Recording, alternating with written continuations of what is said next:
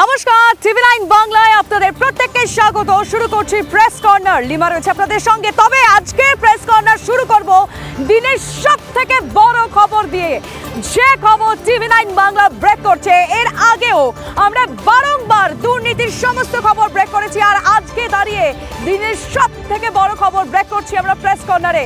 আবারও দুর্নীতি। শিক্ষা পুরসভার পর এবার বিধানসভার চাকরিতেও কোটি কোটি টাকার দুর্নীতির খোঁজ পাওয়া গেছে, আর সেই খোঁজ টিভি9 বাংলা ব্রেক করছে। বিধানসভার চাকরিতেও কোটি কোটি টাকার দুর্নীতি হয়েছে। হ্যাঁ, ঠিক শুনছেন, বিধানসভার চাকরিতে মিতা মুখোপাধ্যায় ও তার এজেন্ট মিলে এই প্রতারণা চক্র চালিয়ে যাচ্ছে, মেরিট লিস্ট তৈরি করছে। কিভাবে চলে এই প্রতারণা চক্র বিধানসভার চাকরিতে, ভাবতে পারেন? তার ডিটেল আজকে প্রেস কর্নারের শুরুতেই আমরা দেখাবো আপনাদেরকে যে কিভাবে এই প্রতারণা চলেছে। তার জন্য থাকবেন আমাদের রিপোর্টার সুজয় আমাদের সঙ্গে, এবং এই মুহূর্তে আমার সঙ্গে আমার দুই সহকর্মী রয়েছে একেবারে স্টুডিও থেকে, মঞ্জিরা এবং কোয়েল। আমরা জানার চেষ্টা করব সুজয়, যে বিধানসভার অন্দরে দুর্নীতির ঘুণ কি করে প্রবেশ করলো সুজয়?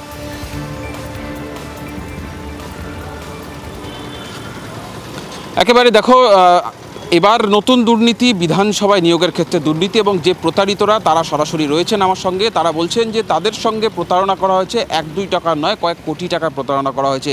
বিধানসভার বিভিন্ন পদে চাকরি বাবদ তাদের থেকে টাকা নেওয়া হয়েছে, এবং মিতা মুখোপাধ্যায় এবং তার এক সঙ্গী প্রদীপ বিশ্বাস, তারা মিলে এই চক্রটা চালাচ্ছে বলে অভিযোগ। আমি সরাসরি তাদের মুখ থেকেই শোনাই তোমাকে যে কী হয়েছিল, কীভাবে প্রতারিত হয়েছেন আপনি। আমার কাছ থেকে প্রদীপ বিশ্বাস 6 লাখ টাকা নিয়েছিল, যে ভাই তোমাকে একটা চাকরি দেবো, তুমি বেকার। তা আমি বললাম ঠিক আছে। কোথায় চাকরি? এটা অ্যাসেম্বলিতে চাকরি দেবে বলে আমার কাছ থেকে 6 লাখ টাকা নেয়। নেওয়ার পরে আমি যখন দিনের পর দিন যাই, টাকা প্রথমে 25,000 নিয়েছিল, এইভাবে আস্তে আস্তে টাকাটা নেয়। তারপরে যখন দিনের পর দিন যাই, 1-2 বছর 3 বছর যাই, তখন আমি যখন টাকাটা ফেরত পাই না, তখন আমি পোস্টে চাকরির কথা বলেছিল। ওটা আপার ডিভিশন ক্লাব। হ্যাঁ। এবার তারপরে যখন টাকাটা ফেরত দেয় না, তখন আমি ওর বাড়িতে বারবার যাওয়ার পরে তখন ওই সার্টিফিকেটগুলো আমাকে জয়েন্ট লেটার সব দিয়ে দিয়েছিল, কনফার্মেশন লেটার দিয়েছিল। এই সব দেওয়ার পরে তারপরেও জয়েন্ট হচ্ছে না। আমি বারবার গিয়ে বলছি, তখন ওর বাড়িতে যাওয়ার পরে ওখানে আমার 3-4 জনের সঙ্গে পরিচয় হয়, যারা ওইভাবে আমার মতো চাকরির নাম করে তারাও টাকা দিয়েছে প্রদীপকে। প্রদীপ তাদের কাছ থেকে টাকা তুলেছে। এইভাবে অনেকের সঙ্গে আমার পরিচয় হয়। বুঝলেন কখন যে এটা জাল বা এটা প্রতারিত হয়েছে? এটা যখন আমার চাকরিটা হলো না, 3 বছর 4 বছর হয়ে যাচ্ছে, দিনের পর দিন টাইম দিচ্ছে কিন্তু হচ্ছে না, তখন আমি বুঝতে পারলাম। তখন এই কাগজগুলো আমি অনেককে দেখানো। এই টোপটা কবে দেওয়া হলো? এই টোপটা 14 সালটা। অর্থাৎ বুঝতে পারছো যে বিধানসভাতেও চাকরির নামে টোপ দেওয়া হচ্ছে, লাখ লাখ কোটি কোটি টাকা নেওয়া হচ্ছে।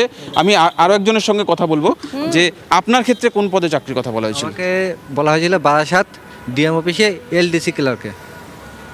হয়নি সেটা? কত টাকা নিয়েছে? 5,40,000 টাকা। আচ্ছা, আপনারা কোথায় কোথায় অভিযোগ করছেন? আপনিও তো প্রতারিত হয়েছেন। আমরা ইডি ভবনে কমপ্লেন করেছি এবং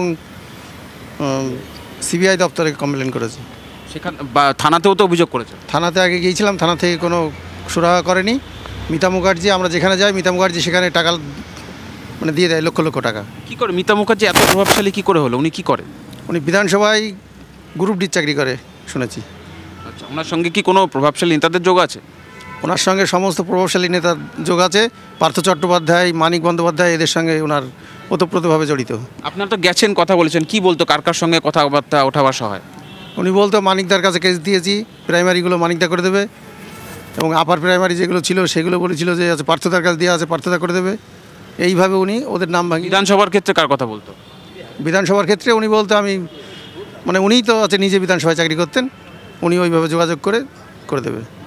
অর্থাৎ বুঝতে পারছো যে এই অসহায় মানুষগুলো বিভিন্ন জায়গা থেকে, কখনো কেউ নিজের গরু বিক্রি করেছেন, কেউ জমি বিক্রি করেছেন, কেউ বা লোন নিয়ে টাকা দিয়েছে এদের, কিন্তু সেই টাকা দেওয়ার পর যখন চাকরি হলো না, টাকা ফেরত চাইলে কিন্তু তাদেরকে দেওয়া হয়েছে প্রাণনাশের হুমকিও। সেরকমও একজন রয়েছেন যাদেরকে প্রাণনাশের হুমকি দেওয়া হয়েছে। আপনাদের খুনের হুমকি দেওয়া হয়েছে। একজন গ্রুপ ডি চাকরি করেন, তার এতটা প্রভাব।